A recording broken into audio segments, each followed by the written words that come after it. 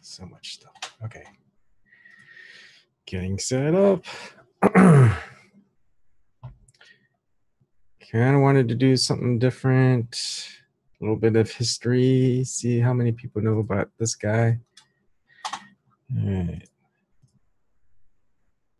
Setting up Steam it. Here you go.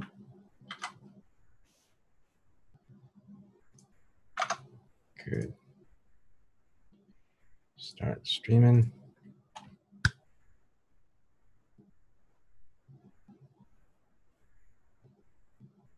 Waiting. All right, good. Good. We are set. Well, not quite. One more thing.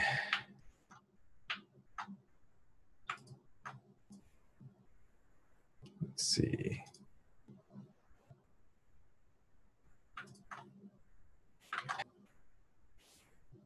Okay.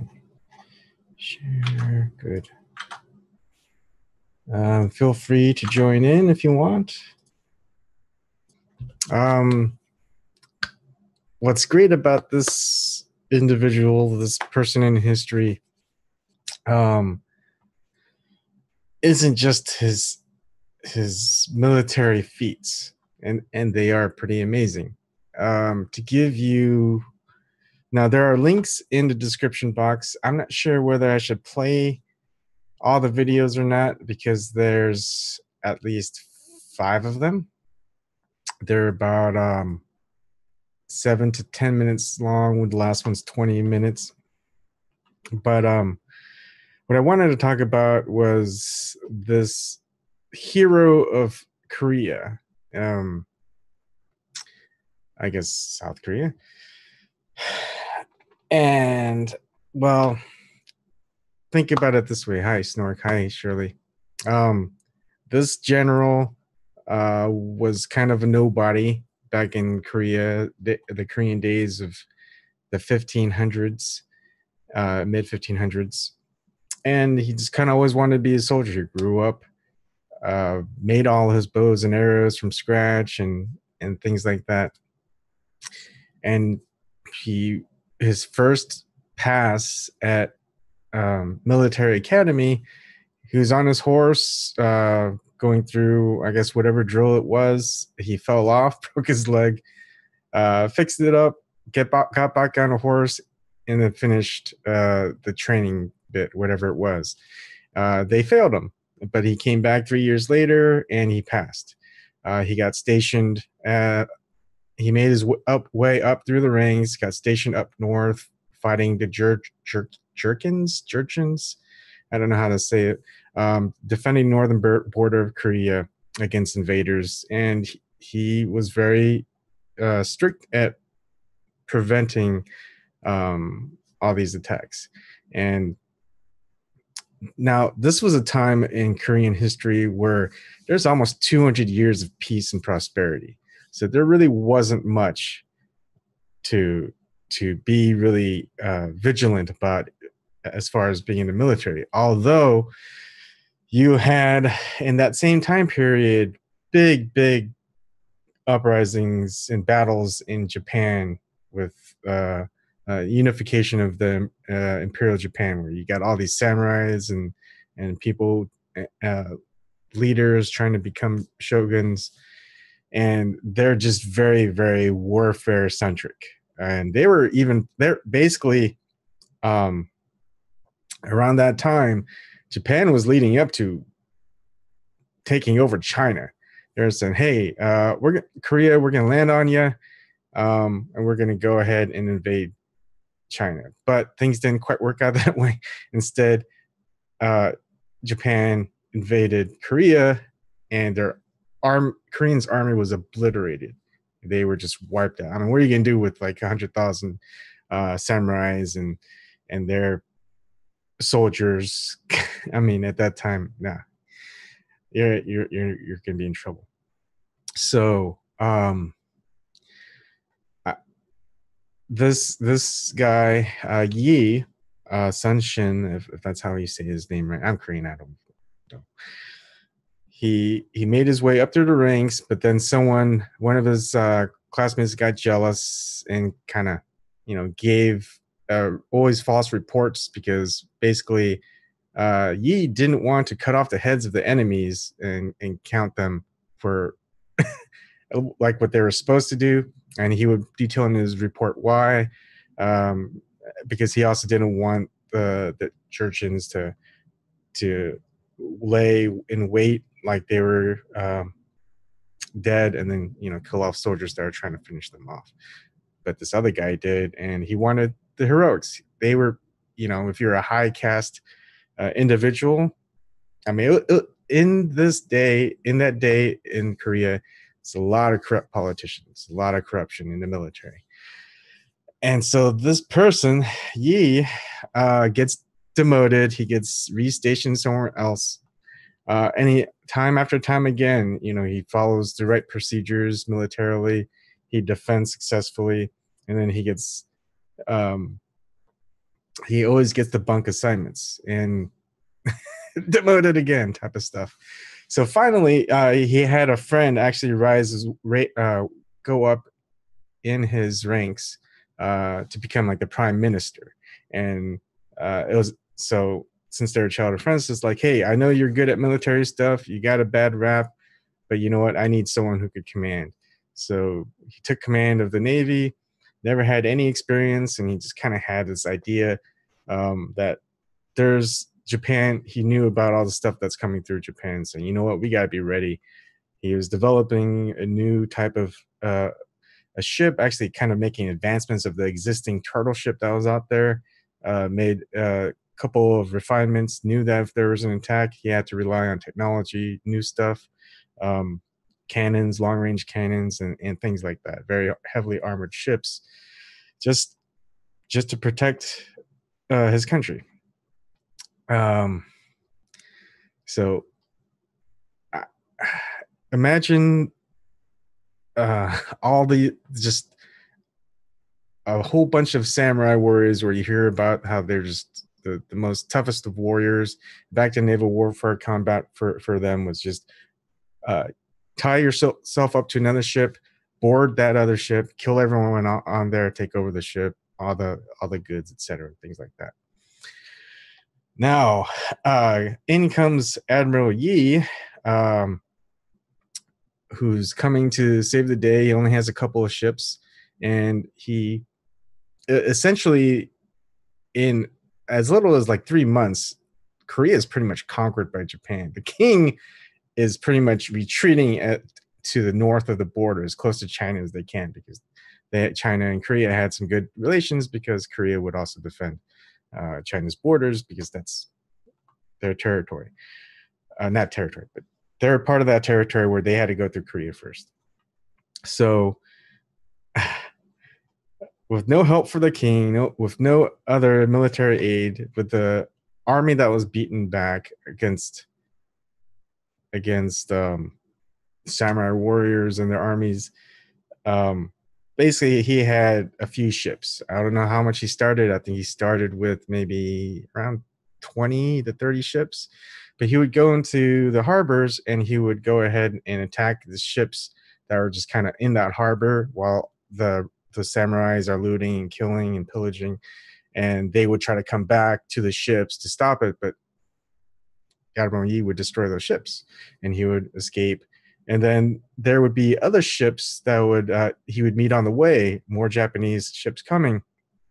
His small fleet still outnumbered those that were straggling in.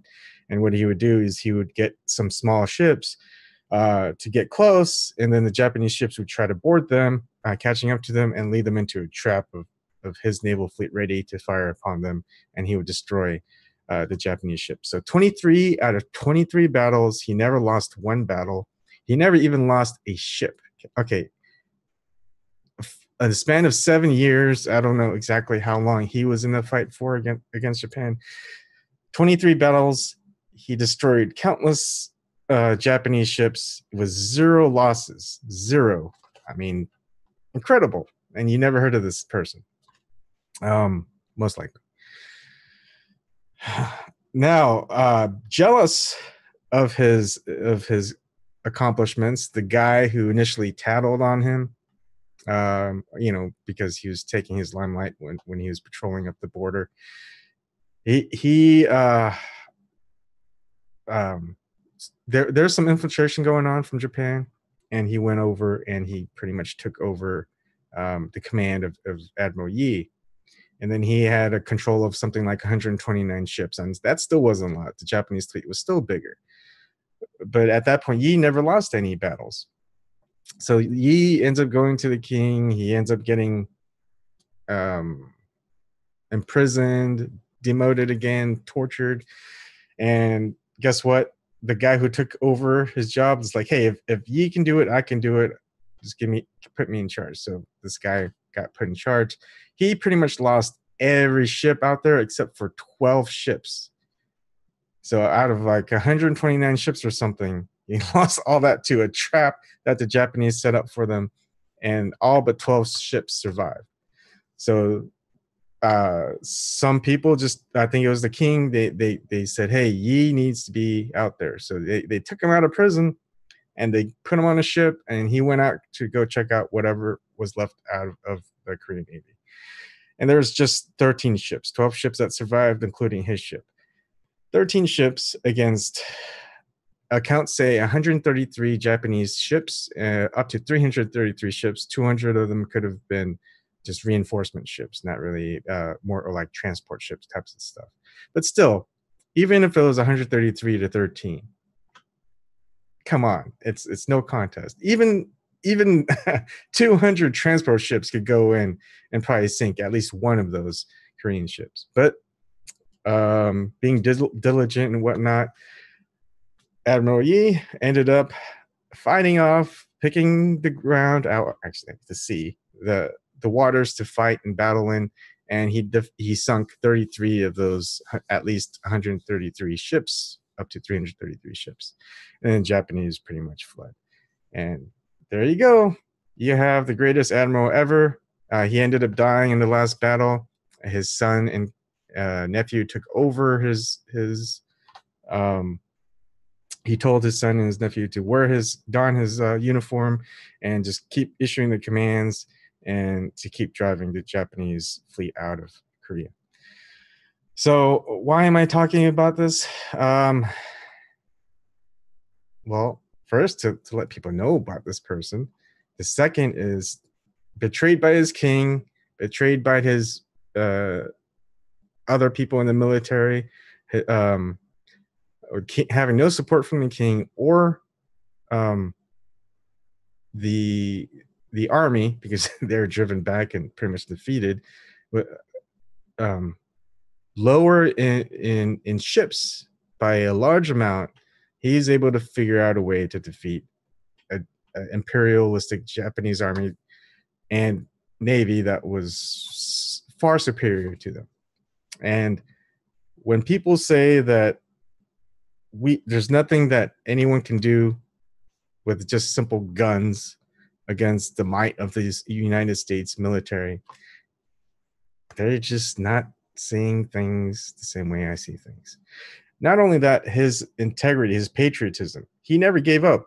He was, I think, demoted 3 times, and twice he was imprisoned and tortured by the people leading the country. And you would think he would give up, but no, he still did his duty. And he did as much as he could to save the people of Korea from the invading Japanese army. That is just an incredible story. It's big, huge hero in Korean history. Whether it's propaganda or not, you know, Korea is still here, at least half of Korea, probably because of it. I mean, I'm serious. You've got 100,000 Japanese samurai at your on your land. You're probably not going to stop them. All right, so I want to go and share the screen. You could probably learn more if you wanted to. I found some great videos. It's kind of cartoons with some voiceovers. He did some pretty good research. It's at extra credits. I'll go ahead and play a little bit, see what you guys think, and if you guys want, you guys can keep watching.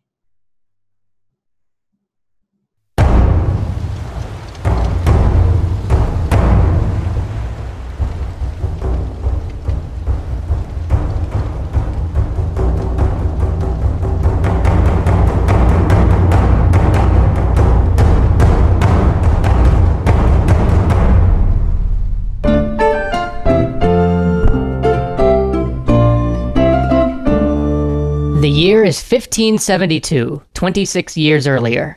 A 28-year-old man rides across an open plain. A group of military men stand quietly, observing. His horse stumbles. He's thrown. At first, everybody watching thinks he's dead. His leg is horribly bent, broken. But after a moment, he gets up, dragging one leg behind him, and pulls himself to a willow tree. He binds his leg with its branches, remounts his horse, and finishes the military examination. He fails the exam anyway, but 4 years later he'll be back. He'll pass, and so will begin the career of one of the most glorious admirals of all time. It's strange that this man even decided to join the military. Korea had known 200 years of relative peace, threatened only by the occasional raids from the Jurchen tribes on the northern border and pirate crews plying the nearby sea. The military was not a highly respected career choice for a man of noble birth. Taking the civil service exams and joining the ranks of the Confucian court was a much better way to achieve power and success. And yet this man, Yi Sun-sin, though he was schooled in the Confucian texts, had dreamed of being a soldier since he was a little boy. And so at last, when he had passed the military exam, he was appointed to a desolate fort along the northern border. While most of the border forts were pits of corruption, seen simply as a place to dump individuals who had fallen out of favor with the court, Yi drilled his men rigorously and refortified his post, bringing it up to true readiness in case of an attack. One day, the provincial governor came by to inspect the post. This was a man all of the fort commanders dreaded, known for his harsh punishments and brutal discipline. But when he came to Yi, he simply said, well done, and moved on. Shortly thereafter, Yi was moved back to Seoul, a sign of growing favor, and he was given a post at the military academy there, training new recruits. He was by all accounts rigorous, diligent, and incorruptible. And this was exactly the problem. At this time, the military academy was actually a tool for younger noble sons to jump up the ranks quickly, and for courtiers to channel their favorite people into the cushiest assignments. And Yi was not cooperating. Does that sound familiar? Alright, sorry. So, after a short stay in Seoul, he was booted back to a provincial assignment. By July, though, he had secured a position running a naval garrison and was rapidly rising up the ranks again. But here too, he was schemed against by corrupt officials. Many attempts were made to have Yi removed, but each one he parried expertly until, one day, one of his previous superiors from the military academy, one who Yi had rebuked for corruption, was called to his province to do an inspection. Seeing an Yi is such a whistleblower. Opportunity for revenge, the inspector wrote a report castigating Yi, saying he was completely negligent. When the report got to Seoul, Yi found himself dismissed from the military entirely. 4 months later, though, he was vindicated. Found innocent of the charges against him, he was returned to service, but demoted to the lowest possible officer grade. He might have languished at this menial post, but at last his diligence was finally rewarded when he was brought back to meaningful duty by none other than one of his former rivals. One of the fleet commanders who Yi had served under while maintaining the naval garrison had been transferred to the northern frontier, and knowing that he'd need good, capable officers, he requested Yi be sent with him. Soon, though, it became clear that Yi was needed to garrison a fort on the Tumen River, which was one of the demarcation lines between Jurchen and Korean territory. Jurchen raiders roamed far south of the Korean border, looting and pillaging at will. Raids had nearly overrun the nearby frontier province, and so Yi took up the post. He drilled his troops until they were in top shape, and knowing that simply shoring up the defenses wouldn't be enough, he laid his troops out for an ambush and then lured the raiders into Korean territory. He fell on them with a ferocity and a swiftness they had never seen in Korea. Within hours, the tribes were smashed, and their power shattered. They would never again be such a threat to the province. But here too, Yi was stymied by a jealous superior, and while the court was jubilant about his success, the official record reads, although the court recognized Yi Sun-sin's meritorious service to the king, it nevertheless decided against awarding him a prize. Shortly after this, Yi's father died, and being deeply rooted in Confucian ideals, Yi retired home for 3 years in accordance with the traditional mourning period. When he at last returned to service, he was put in charge of transportation for the court, but a mere 16 days later, it was decided that Yi was needed too badly at the border, and once again he was sent north. He was to man a small island fortress. Undermanned, crumbling beyond disrepair, he once again drilled its garrison, shored up its defenses, and week after week sent out a request to the district commander for reinforcements. Then, one morning, as the mists rolled in and most of the men were out harvesting rice because the military was in such a state that men on the border had to harvest their own food, the Jurchen attacked, pouring out of the mist on horseback.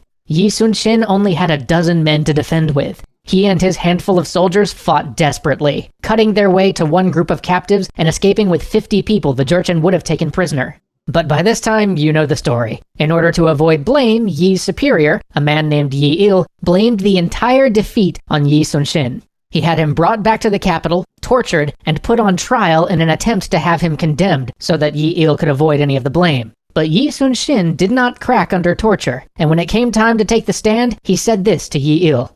"My lord, you are asking me to assume the whole responsibility for the misfortune. But you are wrong. May I remind you that you have always refused my frequent request for reinforcement. The defeat was not a result of my negligence of duty, but in large part, your fault. Therefore, it is not I, but you, who should be held responsible for the defeat."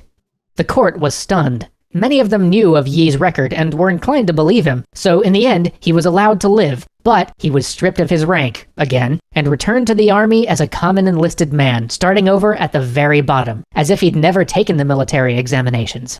He was once again placed on the northern border and asked to fight the invading tribes, and once again, he did so with distinction, until finally, in 1588, he asked that he be allowed to retire. But storm clouds were gathering over Korea, and some, especially his longtime friend, a man named Ryu Sung-young, recognized that soon the country would have need of good military men. While Yi had struggled through his career in the military, Ryu, his childhood compatriot, who had been his companion in games of war, had risen to be Prime Minister of Korea. It was actually through Ryu's influence, and because of his subtle aid, that Yi had time and again survived the machinations held against him. Now, Ryu planned to see that Yi would take his rightful place for the war he feared was coming. On the next episode of Extra... And then next episode...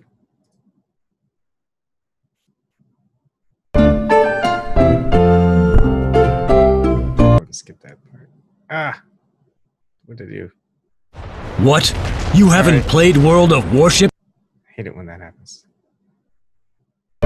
But first, we have Atlas Superior, where his every effort is thwarted by the machinations of corrupt officials and jealous superiors. Finally, we can begin the story that sees Yi rise to be the national hero of Korea. But first, we have to talk about the two contrasting states that are about to meet in bloody battle. If you watched the Sengoku Jidai episodes, you'll remember that Japan had just come out of 100 years of ceaseless war. Their entire society was built off of a martial hierarchy, where the most glorious thing a man could do was fight. Japan had fielded giant armies and had an economy devoted to war. They had hundreds of thousands of veteran soldiers, and they had seasoned generals, battle-hardened from years of campaigning. And now, for the first time ever, all those forces were unified under one man, Toyotomi Hideyoshi. The Korean state had, by contrast, been mostly at peace for 200 years. The state itself was a Confucian bureaucracy, which should have meant that it was an enlightened meritocracy, but in truth, the Korean government was rotten to its core, full of factional infighting and led by a king who perhaps might have been a great leader in times of peace, but was utterly unsuited for a state of war. In terms of military thinking, the Japanese had spent years perfecting the art of war. The daimyos had become early adopters of the arquebus, and had rapidly innovated on firearm manufacturing and tactics. They had created movable field works to protect their gunners, coordinated the use of spears and arquebusiers, drilled the men to release large, simultaneous volleys to break up a charge, and trained them to wait to fire until they were within an effective range. They were such enthusiastic adopters of the arquebus that when the Japanese eventually arrived on Korean shores, about a quarter of their total force would be armed with this fearsome weapon. The Japanese had also become masters of the siege after so many decades of having to topple the highly wrought, master-crafted Japanese castles of the Sengoku age. The Koreans, on the other hand, had largely ignored the introduction of personal firearms, and still relied mainly on the bow. But because the bow is a weapon that requires a great deal of training, and the Korean military was in a dissipated state, the actual number of effective troops they could field with this weapon was now very limited. The lists of who they could call to military service were all out of date, and so the initial mustering of forces would lag behind, and Korean defensive works were mostly just simple stone walls atop hills or mountains. But the Koreans did have two advantages. Since the war that had been burning through Japan for the last 100 years was a civil war, and thus mostly land-based, Japan hadn't built up its navy nearly as much as their other armed forces. Additionally, while Japan produced vastly superior handguns, the Koreans had developed better naval cannon. And this all makes sense when you think about what both of these forces were used to facing. Japanese forces were used to fighting large, organized land armies, and so they'd focused on developing the weapons and techniques required to counter them, whereas Korea had mostly dealt with pirates and raiders, so they built cannon to help defend their coast, and they built simple hill forts so that when raiders showed up, the people could hide in the forts and simply wait for the raiders to go away. They didn't need complex structures because the enemy Korea usually faced wasn't an enemy bent on conquest, but that was about to change. Between 1587 and 1592, emissaries raced back and forth between Japan and Korea. Hideyoshi wanted the Koreans to just let him march his armies through their lands in order to attack his intended target, China. But besides the fact that letting giant foreign armies march across your country is generally a bad idea, the Koreans also happened to be tributary allies of the Chinese with strong cultural and economic ties, so letting this army march through uncontested was out of the question. This whole thing seemed like madness to them. The idea that the Japanese would even ask for such a thing was unfathomable to many in court. At first, they assumed the request must be a bluff, maybe a negotiating tactic that would eventually end in the Japanese asking for trade concessions or tribute or something. But Ryu Song-yong saw further, to what was really about to go down. And so he got Yi a naval appointment in the southwestern part of Korea, and helped to make sure that he rose rapidly through the ranks, becoming the naval commander for the province by 1591. This is where Yi's story really begins. Upon taking command, Yi saw the dire straits the Navy was in and knew he had little time. He began drilling his men and instilling in them the spirit they needed for the war to come. He commissioned a new type of ship, the famous turtle ship, which he helped design. It was a remarkable piece of naval technology, with a spiked roof to keep enemy boarding parties out and a dragon head prow that could serve as a cannon or billow out noxious smoke. But even before the first of these ships could see active service, it happened. Sentries all across the southeast coast began to spot ships coming over the horizon. Then tens of ships. Then hundreds. This massive fleet flew no sails known to Korean arms. Fires were lit and word was spread. The Japanese were coming. But the local commanders refused to believe what they were seeing. They suggested that maybe it was a trade fleet, or maybe even a large tribute mission from the Japanese to apologize for how rude their ambassadors had been. And so, the local commanders did nothing. The approaching ships began to dock at Busan. Soldiers, fully armored and prepared for war, began to disembark from the ships, and still the local commanders did nothing. By nightfall, 300 ships full of warriors had landed. A Japanese army was now in Korea. Finally, the commanders realized what had just happened, but by now it was far too late. With well over 100 heavy Korean ships of war at the ready, they had just sat and watched this happen without even moving a single one of those ships out to scout the fleet. If they had, they would have found out that this was a Japanese commander acting against orders. Eager to be the first to Korea, he had sailed his fleet before their warship arrived. Turns out nearly all of those hundreds of ships were unarmed transports. No match for the Korean Navy, which still sat anchored at port doing nothing. The Japanese force moved like lightning, smashing army after army, crushing all in their way. Within the month, the Japanese were already in Seoul, 200 miles inland. Korean resistance had collapsed. And as the Japanese had pushed inland and moved out of Busan, the local commanders had scuttled their fleets. 100 Korean warships lost without a fight. But Busan's local commanders had sent word to Yi, asking for his help. So Yi set out with all 24 ships under his command, writing to other local commanders and telling them to rendezvous with him at sea. He left under cover of darkness and sailed through the night so his movements wouldn't be observed. By the time the various fleets met, they'd scraped together 45 warships and a handful of commandeered fishing ships. But Yi, despite never having commanded a battle at sea before, had a plan. He would fall on the Japanese while they were in harbor during the chaos of a sack. He found 50 of their vessels tied up at Okpo and descended upon them. The Japanese were mostly away from their ships at the time, looting and slaughtering the population. The roar of cannon alerted them to their mistake. Yi and his fleet tore through the enemy ships, salvo after salvo ripping into the light wood of the Japanese vessels.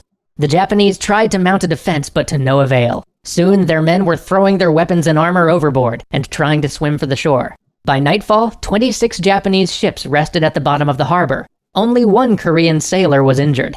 Yi decided to disappear back into open water before his forces fell into the same trap he'd just sprung on his enemy. But as they sailed, one of his outlying ships spotted 5 more Japanese warships. Yi fell upon them with a vengeance. Only one managed to escape. Then new reports came in of 13 more ships near Chinhae.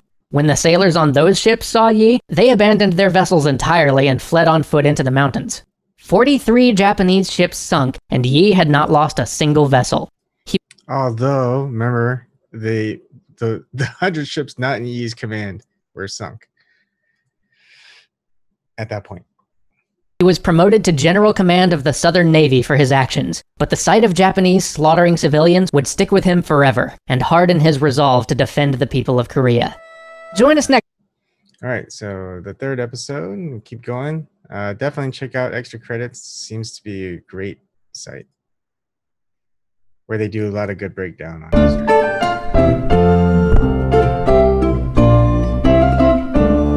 The king had fled from Seoul. The court was making the arduous trek to Pyongyang. Half of Korea was already in Japanese hands. Yi Il, the very same man who had once tried to pass his negligence off to Yi Sun-sin, was the commander of the Korean army. His forces were routed in battle after battle. Essential fortifications and choke points were abandoned, surrendered with barely a fight. You know, if it was the U.S. at this point, we would probably give that Yi Il guy like billions and billions more money so he can keep doing a good job.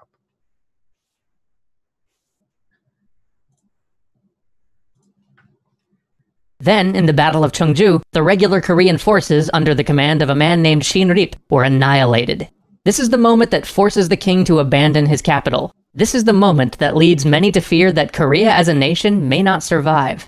But on the very same day that the king fled from his seat, Admiral Yi was destroying the Japanese fleet in Okpo Harbor. Hope for the nation lived in a handful of ships plying the coast. For 3 weeks after Okpo, Yi gathered charts, scouted out the enemy fleet, and waited for his secret weapon, the turtle ship, to arrive. Then his spies reported to him that the Japanese were anchored at Sachun. This was too near his personal headquarters for comfort, so it was time he tested out the turtle ship. It was time he drove them off. But when his tiny fleet of 26 ships arrived outside Sachun, he saw that the Japanese arquebusiers had taken up positions along the cliffs above the harbor. If he were to attack, they could pour down fire on his ships. He pondered this for a moment. Then he sent a small detachment to sail within sight of the Japanese fleet. Once they were sure the Japanese had spotted them, they turned and fled, and the Japanese gave chase. But the retreat was feigned. As soon as the Japanese fleet entered open water, Yi fell upon them with his entire force. His turtle ship plowed into the middle of the Japanese armada. That's why, folks, you don't go chasing waterfalls. Cannon fire rang out from all sides. Ships splintered and burned in the setting sun. The Japanese tried to close in, but they couldn't manage to board the covered turtle ship. With the Korean warships surrounding them and the turtle ship in their midst, the Japanese fought a hopeless battle until all 13 of the ships that had pursued the Koreans to open water were at the bottom of the sea. Not a single Korean vessel was lost. After the battle, as his commanders gathered for a debriefing, Yi loosed his coat, pulled out a sword, and dug out a bullet that had lodged in his shoulder. His sub-commanders were amazed. To maintain morale, Yi had let no one know that he'd been injured in the fight. But as they all sat dumbfounded, Yi simply began to brief them on what to do in case of a counterattack. The next day, local fishermen reported to Yi that the Japanese were anchored at Dangpo, and that their men were sacking the city. Yi ordered his fleet to move with all haste. He would not let another Japanese slaughter go unanswered.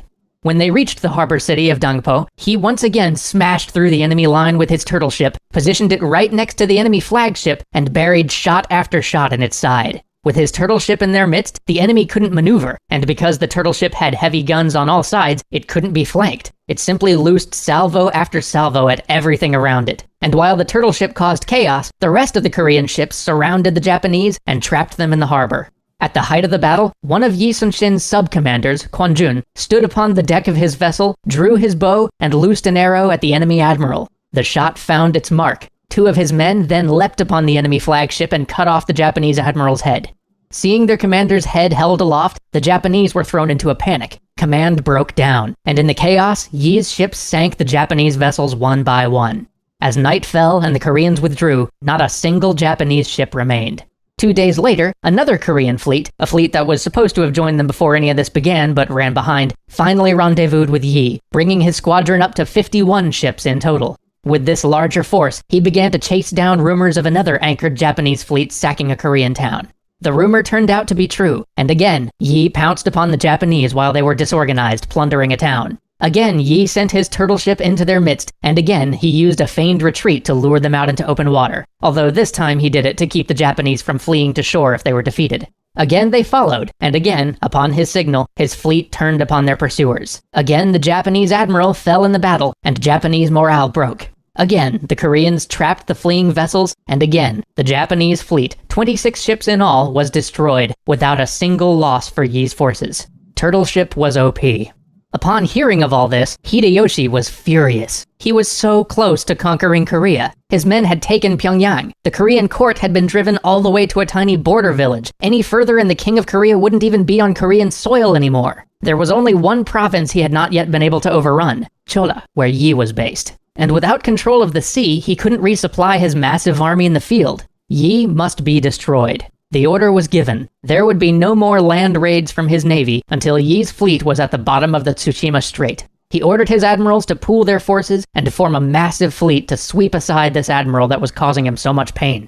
The 3 main Japanese admirals were to gather their fleets in Busan, but the admiral with the largest fleet, Wakisaka Yasuharu, decided that bringing the fleets together was taking too long. Side note, if you watched our Sengoku Jidai series, this is one of the men who would eventually betray Ishida at the Battle of Sekigahara.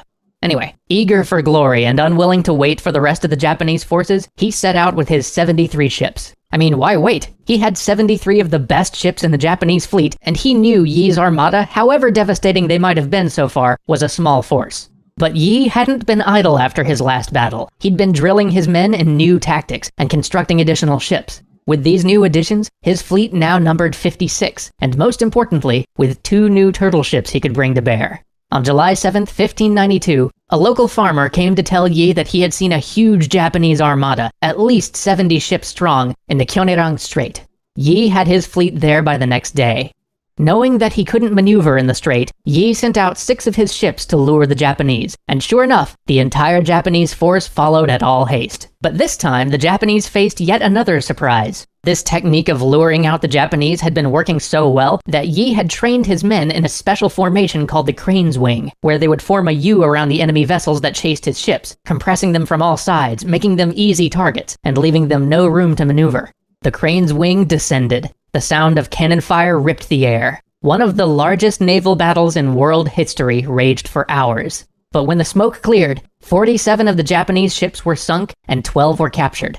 Only 14 of them escaped to the harbor at Busan, and still, not a single Korean ship was lost.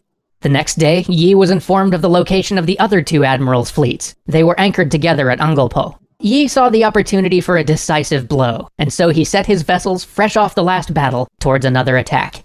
This time, though, no matter what he tried, the Japanese refused to be lured out of their position. So Yi sent his ships in small assault squads, using their superior range to hammer the largest of the Japanese ships, then moving clear so another squad could circle in and fire. The battle was long and bloody. Though still none of Yi's ships were sunk, between the action outside of Kyonerang and the Battle of Angulpo, hundreds of his sailors were wounded. It was the most damage the Japanese had done to Yi's fleet to date. But the majority of the Japanese fleet in the harbor was destroyed. Only a few ships remained, and these Yi ordered not to be touched, because many of the Japanese soldiers had fled to the nearby shore, and, as he said, many brigands escaped into the mountains where local inhabitants have taken refuge. If all the Japanese ships were to be burned, the brigands would massacre Korean citizens in revenge. As he expected, instead of slaughtering the peasants in the hills, the Japanese boarded their remaining boats and slipped away in the night. 6 days later, upon hearing the news of these calamitous defeats, Hideyoshi ordered all offensive naval operations to cease. From now on, the Japanese Navy would only guard the passage to Busan. And so, with one stroke, Yi destroyed all of Hideyoshi's hopes for invading China. And without being able to resupply from the sea, even the Japanese efforts on the Korean peninsula were in jeopardy. The supply lines to the forces occupying Pyongyang were sorely stretched, and pursuing the Korean court any further became effectively impossible. Though the Korean army had been beaten on land time and time again, Yi had saved Korea. But the war wasn't over. Join us next time for Yi's attempt to land a finishing blow. All right, I think there's 2 more episodes, and we can stop and discuss more.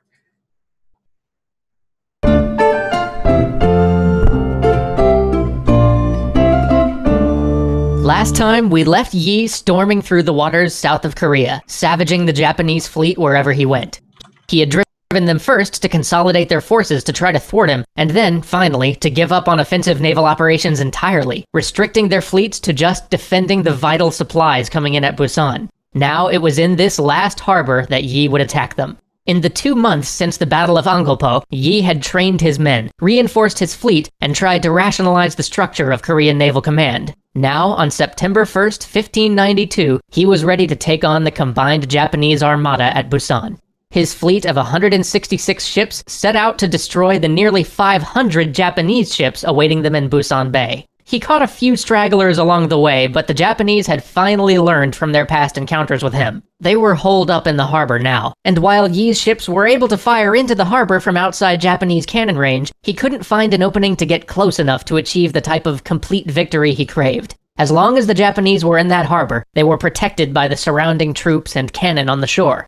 By the end of the day, Yi's fleet had destroyed 130 ships, and the Japanese hadn't sunk a single vessel, but the Japanese forces still held the all-important harbor of Busan. Yi had not been able to break their last line of supply. Now they'd be able to re-entrench and reinforce the harbor. As winter set in and the campaign season slowed down, the situation on the ground changed as well. An army from China had finally arrived in the north, and by January they had driven the Japanese out of Pyongyang.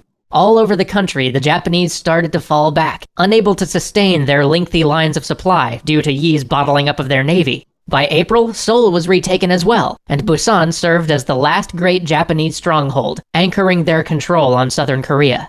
By August, Yi was promoted to Supreme Commander of the Korean Army and moved his base to the island of Hansando, where he had previously used his crane wing formation to crush the Japanese offensive fleet. Again and again, Yi petitioned the court for marines so that he could resume naval operations, because his fleet couldn't attack the Japanese so long as they stayed defended under their shore guns, and without marines, he couldn't dislodge the shore batteries in order to follow up with the naval attack. But the Korean army was still in disarray at this point. Some of the most significant military gains on land were actually being made by guerrilla forces and the righteous armies of Buddhist monks. And what little of the regular army there was not already deployed on the main offensive with the Chinese was simply not up to the task Yi needed. And so his fleet sat, patrolled the waters, and kept the Japanese from breaking out of Busan. They would not get to engage in another major battle for some time. So instead, Yi focused on turning his island base into a production center. With the country ravaged by war and most of the working-age men conscripted into the army or the navy, the central government couldn't provide Yi's forces with the food, lumber, or weapons he needed to keep his men fed and his fleet in top shape. So he invited refugees to come to his island. He would protect them if they would work the land. At first they were just producing grain, but soon they were harvesting salt and timber. Then the production facilities grew to handle boat building and uniform manufacturing. Soon there was a full-fledged R&D wing on the island, and great forges to produce goods of iron. The first truly successful Korean muskets were forged here by Yi's research team. But as Yi was making his navy self-sufficient, the land war in Korea slowly ground to a stalemate, and peace talks began. The talks wore on for 3.5 years, until in September 1596, negotiations broke down and Hideyoshi prepared a second invading force of 141,500 men to head to the shores of Korea. As this new invasion force was setting sail, the Korean court received a letter from one of the Japanese commanders, in which he appeared to be selling out one of his counterparts, telling the Koreans exactly where his hated rival's fleet would be sailing, and suggesting that if only Admiral Yi Sun-sin would sail there, he could wipe them out and do everybody a favor. Now, Admiral Yi heard this and laughed. Yeah, nice try. He refused the order to sail his fleet into an obvious Japanese trap. But Yi's childhood friend, Ryu Sung-young, had enemies in court, and when they heard of Yi's refusal to follow orders, they seized on this opportunity and had Yi tried for treason. Ryu could do nothing to save him.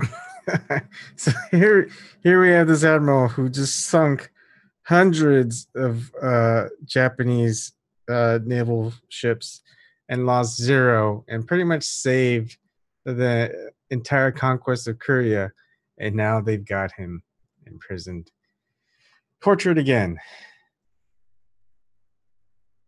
Yi was ordered to return to Seoul for his punishment. His replacement as head of the navy would be Won Kyun. This was the guy who'd sat and done nothing when the Japanese ships first invaded, and then promptly scuttled his own fleet. A fleet 4 times as large as the one Yi had been using to inflict such heavy losses on their enemies. Yi was nearly sentenced to death for his insubordination, but there were still those in court who saw his value, and though they couldn't save him entirely, they did save his life. He was once more reduced to the rank of a common soldier and sent off to fight with one of the armies.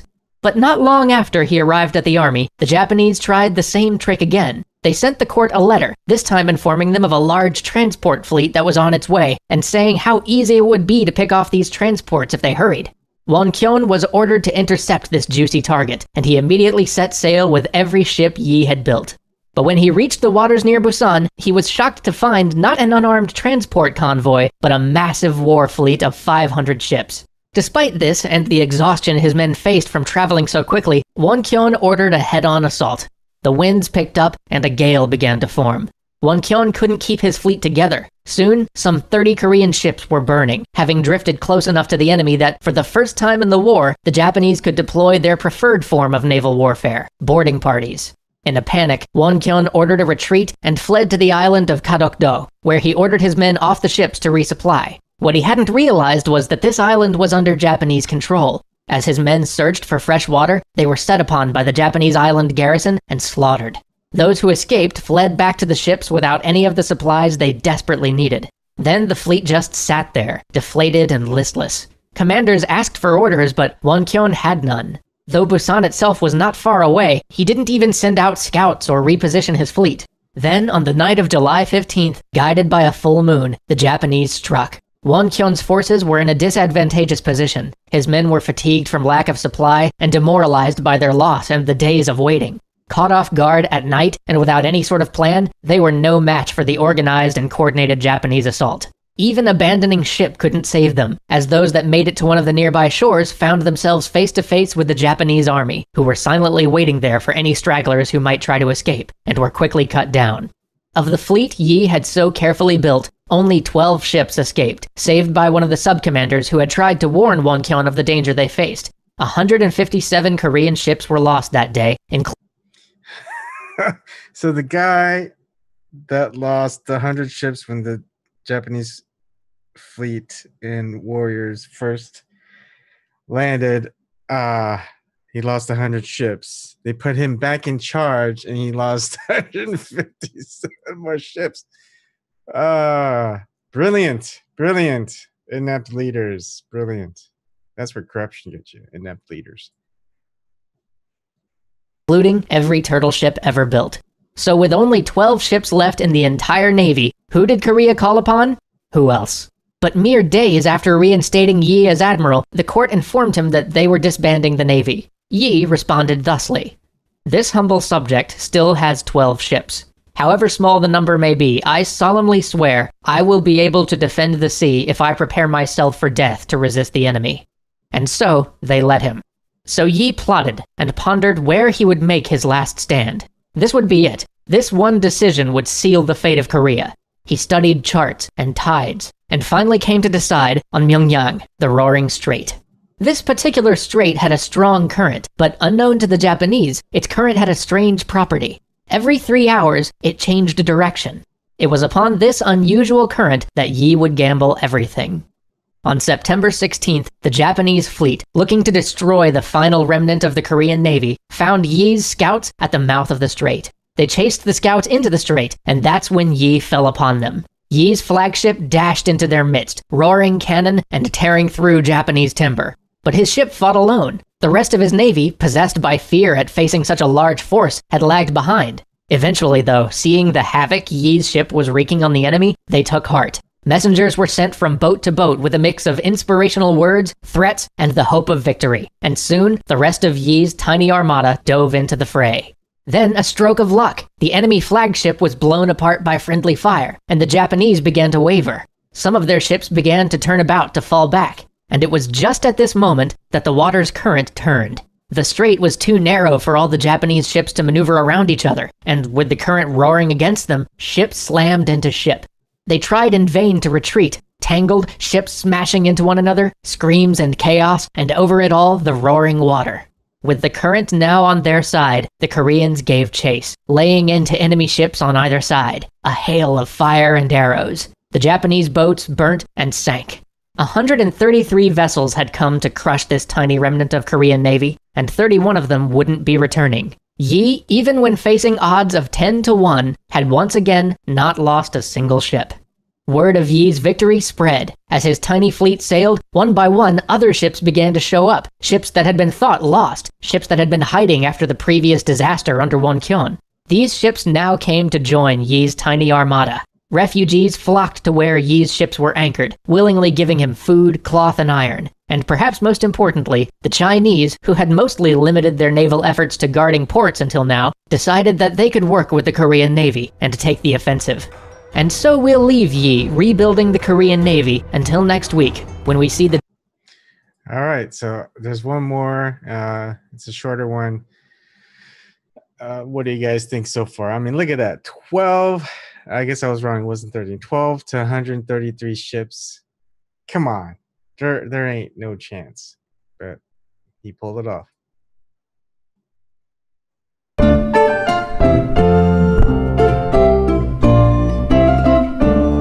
When we left off, Yi had crushed the Japanese at the Battle of Myeongyang and was busy rebuilding the Korean Navy after their disastrous losses while he was being falsely accused. Now, just as he's beginning to coordinate with the Chinese Navy on how to prosecute the war, something major happens. Maybe the one event that can truly change the course of this war. Hideyoshi dies.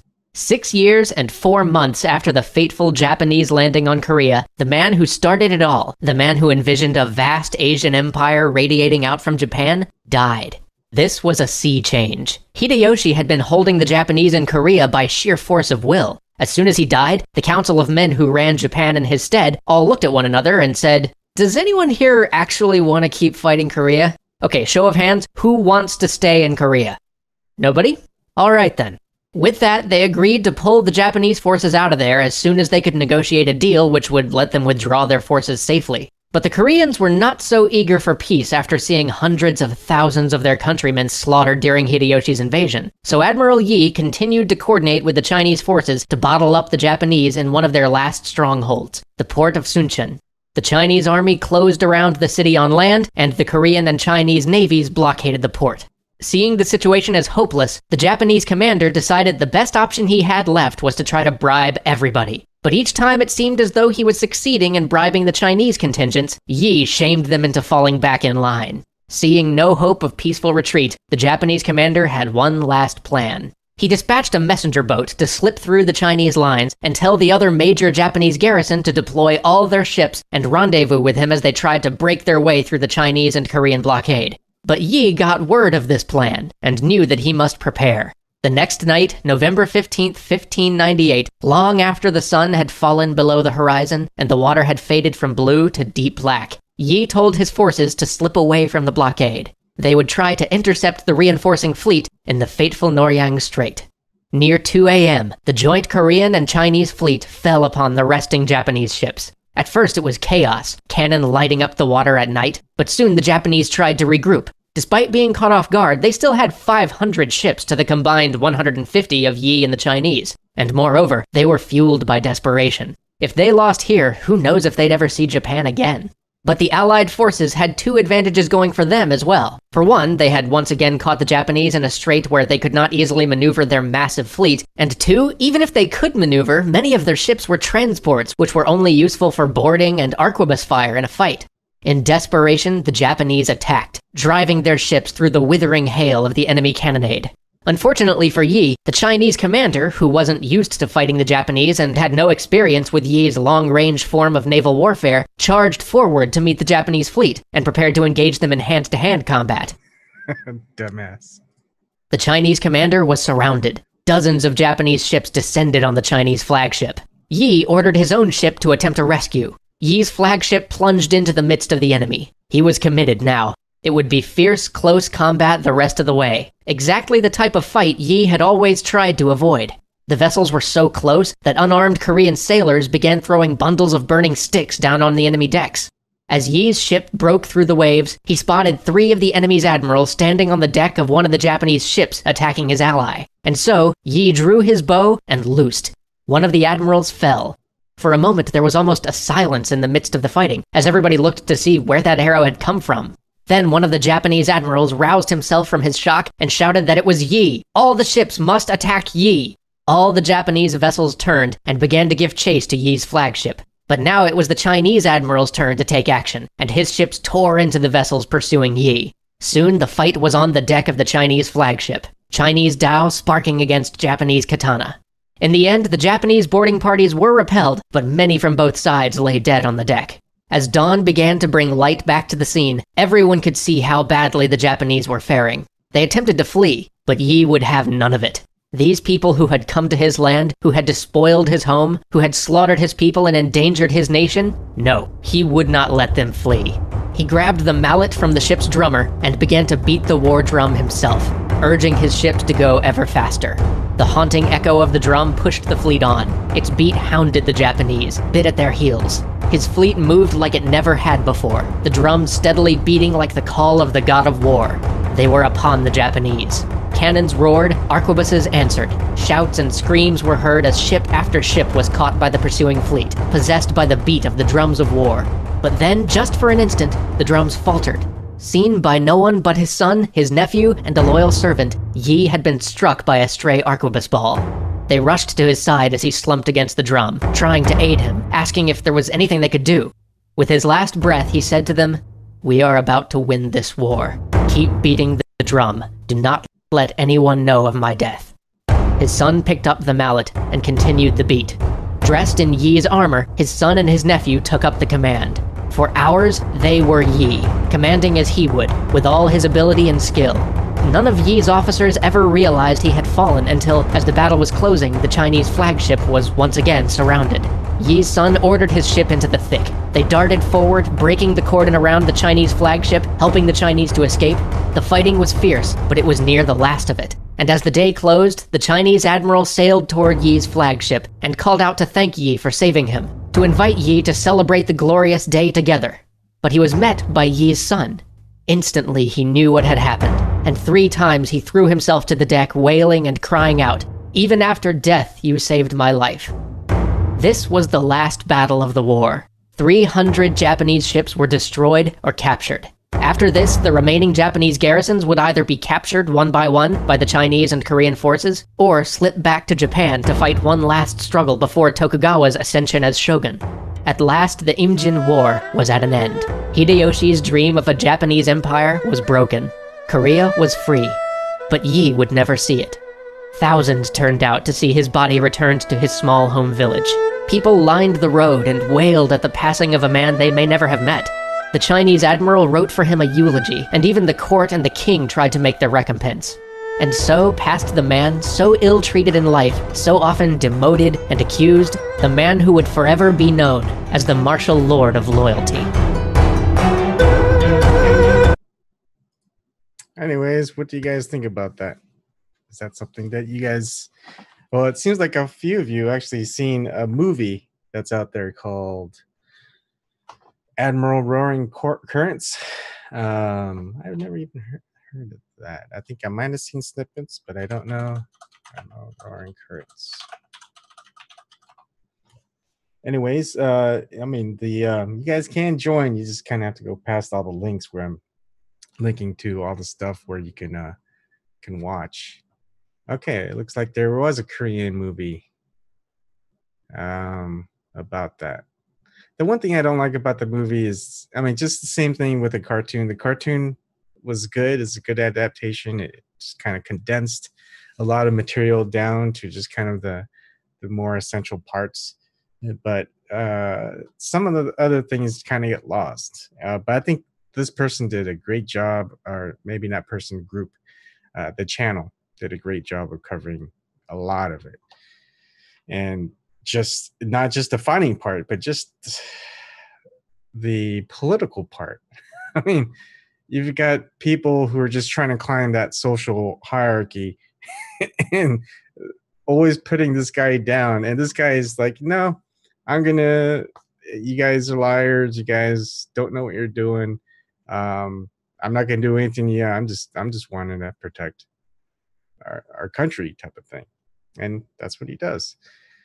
You probably don't hear about him. You hear about great admirals. One of the top ones that are usually out there are Nelson, Admiral Togo from Japan. And a lot of these, like if you look at some of the quotes that I think Togo said of Admiral Yi, and even the Japanese, one of the Japanese warlords that hated Yi pretty much also wanted to kind of pick his brain, have tea with him, and all that stuff. But and his descendants, the story goes, he would go.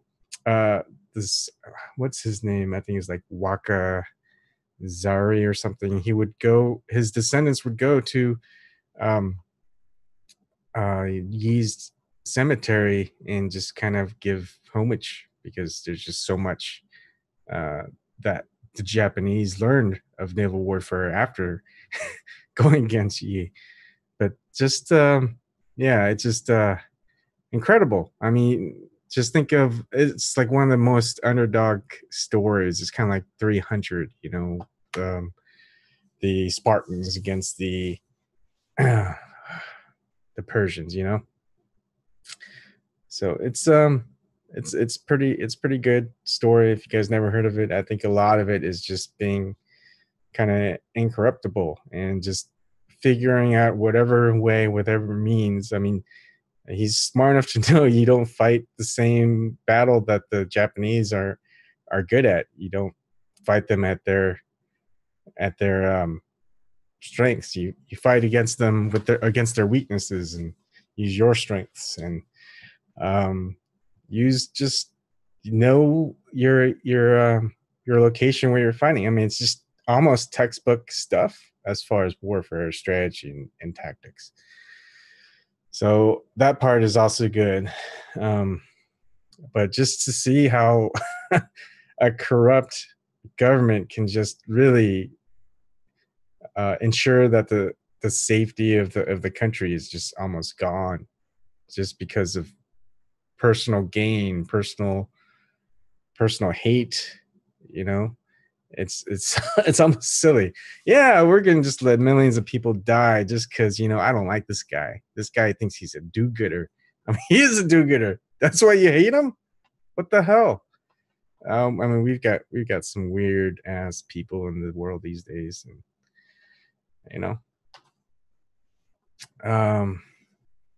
yeah, I mean, it's betrayals always another big thing. Heck, Braveheart with William Wallace. He also got betrayed. So it's just almost every good guy always gets betrayed. They get betrayed or they get assassinated. I mean, holy smokes! Come on, what kind of a world are we living in?